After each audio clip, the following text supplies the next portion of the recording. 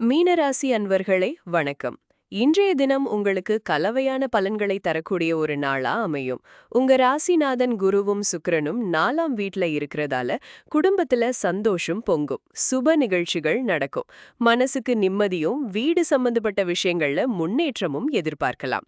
சூரியன் 3ஆம் வீட்ல சஞ்சரிக்கிறதால உங்க தைரியமும் தன்னம்பிக்கையும் அதிகரிக்கும். எடுக்கிற காரியங்கள்ல வெற்றி நிச்சயம். கேது பகவான் 6ஆம் வீட்ல இருக்கிறதால உங்களோட எதிர்ப்புகள் பலவீனமடையும். கடன் தொல்லைகள் குறைஞ்சு ஆரோக்கியத்திலையும் நல்ல முன்னேற்றம் இருக்கும். ஆனா 7.5 சனியோட உச்சகட்டம்ங்கிறதால சனி பகவான் உங்க ராசியிலே சஞ்சரிக்கிறதுனால உடல் சோர்வும் மன அழுத்தமும் ஏற்படலாம். சில வேளைகள்ல தாமதங்கள் வரலாம். அஸ்தமனமான சந்திரனும் செவ்வாயும் உங்க 2ஆம் வீட்ல இருக்கிறதால பண விஷயங்கள்ல கவனமா இருங்க. தேவையில்லாத செலவுகளை தவிர்க்கிறது ரொம்ப முக்கியம். பரணி நட்சத்திரத்துல சந்திரன் அஸ்தமனமாகி இருக்கிறதுனால பணப்புழக்கத்துல கூடுதலான கவனம் தேவை. ராகு பகவான் 12ஆம் வீட்ல இருக்கிறதால தூக்கமின்மை, தேவையற்ற பயணங்கள் வரலாம்.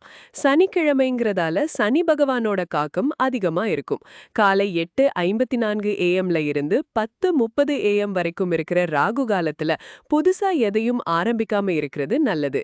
இந்த சவால்களை எல்லாம் நீங்க கவனமா எதிர்கொண்டா நல்ல பலன்களை பெறலாம். குடும்பத்தினரோட நேரம் செலவிடுங்க. முக்கிய முடிவுகள் எடுக்கும்போது யோசிச்சு செயல்படுங்க. தியானம், யோகா நல்லது. அவசரப்பட்டு பண முதலீடுகள் செய்யாதீங்க. தேவையில்லாத விவாதங்கள்ல ஈடுபட வேண்டாம். சனீஸ்வர பகவானுக்கு ஓம் சனீஸ்வராய நமகன்னு சொல்லி வேண்டுங்க. திருநள்ளாறு சனீஸ்வரன் ஆலயம் போயிட்டு வரலாம்.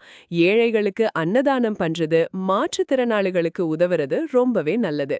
இன்றைய நாளுக்கான உங்க ஒட்டுமொத்த மதிப்பெண் 4. இந்த நாள் உங்களுக்கு சிறப்பா அமைய என் வாழ்த்துக்கள்.